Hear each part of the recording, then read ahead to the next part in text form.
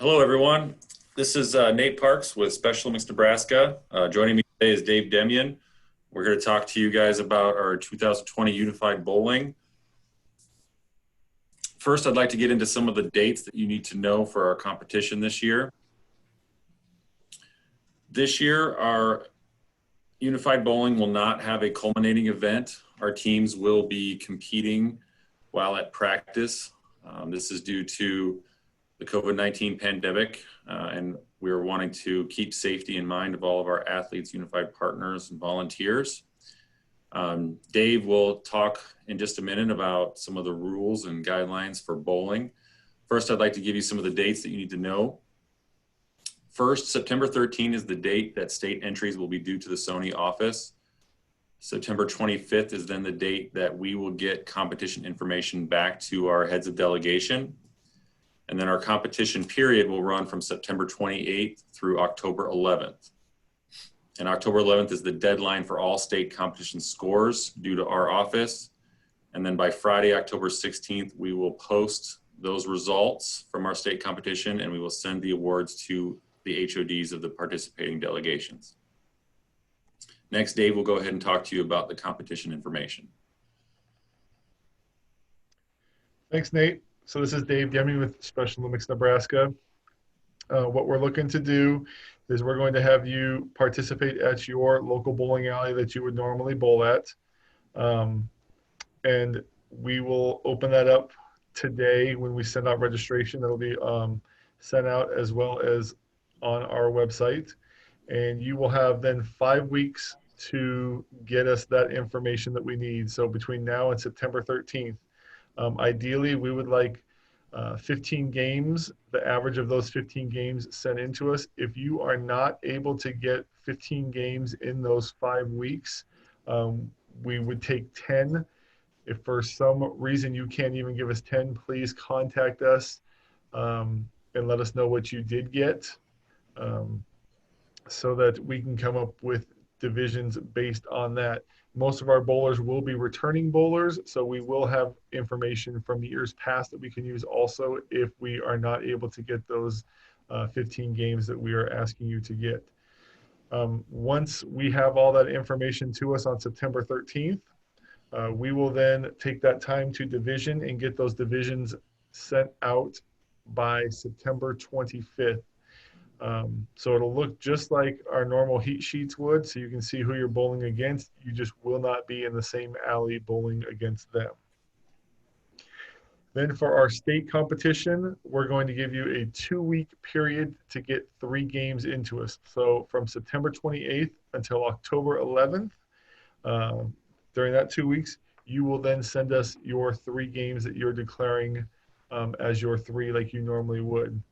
So before you do that, please declare to your coach, or when you're with your practice, or if you are a coach and you're putting together a practice, I'm going to say, for instance, this Friday coming up, we're going to go bowling. We're going to get our 3 games in, and that's what we're going to turn into the state as our bowling scores. So you'll have that 2-week period to get those into us. If for some reason you can't get all 3 in at the same time, let us know that ahead of time as well and say we're going to try and do 2 games on Tuesday and we'll do our 3rd game on Wednesday or something like that, so we know which games you're sending in as your final 3 games. Once we get all that information in from everybody, we will then see where everyone finishes in the divisions, and we will then post the results on October 16th on our website. So you're going to have to wait a little bit, but it's going to be a lot of information for us to take in and hand enter all that stuff. So that's what we're looking for. All the normal Special Olympics bowling rules apply. We just won't be at a specific venue. We are doing unified teams of 2 and teams of 4. So doubles and teams of 4. So if for some reason your unified partner can't make it one day, that's fine, because they would then have the opportunity to bowl later on that week. Unlike in a state competition, if someone doesn't show up the day of and you have to take a 0, this is actually going to help you a little bit, because you should, in theory, be able to have your team or your doubles bowl in that 2-week period and get all the scores in that you would need. Last thing on here says bowlers can be disqualified if rules are not followed. A lot of that has to do with paperwork. We still need your paperwork to be up to date. You should not be practicing or going out to practice with your team if you do not have your paperwork up to date. If you have a expired medical, we will let you know that Special Olympics North America is allowing a grace period for medicals right now due to the COVID-19 pandemic. So we will be sending out some paperwork later this week, or I'm sorry, next week, to tell you who is missing medicals. But if those people fall into that grace period, they will still be allowed to bowl during this time, and you will then have a few months to get that paperwork back into us, and we'll let you know who those people are. Next slide. Okay, so this is Nate again. I just wanted to review some of the COVID-19 guidelines. You'll see on this PowerPoint in a few different places the web address for our Special Olympics Nebraska return to play information. Currently, we sit in phase 2 of our return to play plan. Phase 2 consists of a maximum of 50 people at each event or practice. Some of the things to remember is that masks are required of everyone involved in a practice. Masks can be removed while engaged in exercise or bowling activity. So as your athletes and unified partners arrive to the bowling alley, they should be wearing masks while they're actually bowling in practice, or when we get to that state competition period, they can remove the mask if they would like. They're free to continue to wear it if they would like to do so. We want to make sure that everybody understands that 50 people includes everyone that is part of a practice. So that would be athletes, unified partners, coaches, or any other volunteers that are involved in your practice. That number does not include spectators unless the spectators are participating in your practice. With spectators, the rules will need to be specific to your local community and your local bowling alley, depending on space. But keep in mind that social distancing is required of everyone involved. That is for a minimum of 6 feet, and each household should be 6 feet away from another household. All shared equipment must be sanitized in between use. If you need to purchase sanitary equipment, hand sanitizer, or extra bowling equipment, you can access team funds. Just follow our normal process. Another thing that is important to understand is that all athletes, all unified partners, all coaches, and all volunteers must be screened before each practice, and that includes temperature checks. If you go to the return to play page on our website, which I will show momentarily, you will see a screening and tracking form that shows the different questions that need to be asked, and it shows where you document this information. So this must be done prior to each practice and each event that we have, and it's important that you hold on to this information until the end of the season, at which time you would then provide this information to our office and you would send it to Taylor Wolf's attention. And then lastly, just want to mention that all local guidelines must be followed, including that of the venue. Depending on your community, your city, there may be additional guidelines. For example, in Lincoln at this moment, there is a guideline for masks to be worn inside indoor facilities. Obviously, that is a guideline that we have right now as well. We are requiring masks, but that is just one example of a guideline that is specific to that community. Next, I'd like to show you our web page so you can see what that looks like and the information that is posted there.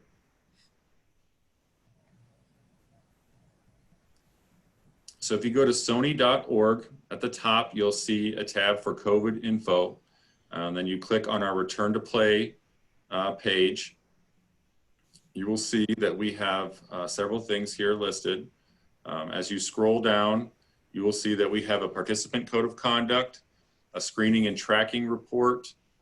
There's a COVID-19 e-learning course, return to play resources and considerations, return to activities protocol, and then there's a frequently asked questions sheet. The participant code of conduct is specific to COVID-19. This is not a replacement of our general code of conduct. This is something that is in addition to. This is required of all athletes, all unified partners, and all volunteers, including coaches, prior to your return to play. This is a fillable form, and once it's completed, please send this to Taylor Wolf at the Special Olympics Nebraska office. If you would like copies sent to you, printed copies, Taylor can send you as many as you need. Just let us know, and we will go ahead and get that out to you. The screening and tracking report is where you will document the information. This information includes questions related to, have you had a temperature of 100.4 in the last 7 days? Are you displaying any COVID-19 symptoms, such as cough, fever, shortness of breath, sore throat, etc.? And then you will actually take a person's temperature to ensure that it's not greater than 100.4. If an individual is displaying any of those symptoms, has a temperature of 100.4 or greater, they should be sent home. And I would encourage your participants to take their temperature at home prior to going to practice, just to try to prevent something happening at the actual bowling alley or place of practice. The COVID-19 e-learning course is not required. It is encouraged, and I would encourage you to take a look at that, encourage your athletes and families to take a look at that. It is available within the Special Olympics portal. If you have difficulty logging in or creating an account, please contact Seth Pierce at our office for assistance. And then I would encourage you to take a look at the frequently asked questions sheet. This information just kind of highlights some of the main points of our return to play plan. And then below that, one other document I'd like to mention is the higher risk fact sheet. This document just kind of gives examples of what constitutes high risk. We do encourage our Special Olympics participants that might fit into a high risk category to not participate. We're not telling them that they cannot, but we certainly want everyone to be mindful of their health and do what's best for them at this time. And then as you scroll through here, there are some other resources and information available. Help During the Crisis takes you to specialolympics.org page that has different resources for families, coaches, athletes. There's quite a bit of information there related to COVID-19. This shows our implementation schedule. We started out in phase 0, which was basically stay at home. Then July 1st, we began phase 1, which were activities with 10 or less participants. We moved to phase 2 on August 1st. We were able to hold our first event on August 2nd, which was a modified golf event. That went really well. And we've been pleased with the feedback that we've received from our participants at this time. Phase 3 is to be determined. That would be when we get to a point of no restrictions and no limitations with crowd size and that sort of thing. The reason why we are having bowling the way we are, unified bowling the way we are this fall, is really due to us wanting to keep crowd sizes down. If we were to have a culminating event in Kearney and Omaha as we have in the past, we would likely be much larger than the 50 number, and it would be very difficult to be socially distant and keep people safe. So we hope that everyone will be understanding and why we're doing things the way we are, and this will allow everyone to get back to seeing their teammates and practicing and competing and having fun. As you continue to scroll down, you will see the sports that are approved for participation. On the left-hand side, you'll see the sports that are listed under yes. These are all sports where social distancing is possible. Under no, these are mostly sports that social distancing is not possible or very difficult. And so we are continuously evaluating this list and will update it as time goes on. So please, monitor this page from time to time to kind of see where we are. And then as you continue to scroll down the page, there are some other videos and resources available. If you need, advice on how to sanitize the venue, you have questions about the code of conduct, to kind of talk about the on-site screening. These are resources and examples that can assist you in that regard. And then there's just some signage and different things available below, information related to COVID. information that you can provide to your athletes. And certainly if you have any questions, please contact me at any point, and happy to help you as you return to play.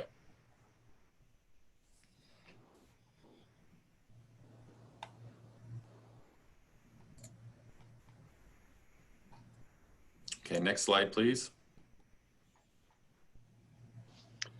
And finally, this is the contact information for us. If you have any questions, you can contact myself, Dave Demian at ddemian@sony.org, or Nate Parks, nparks@sony.org. You have our phone numbers and our extensions on there.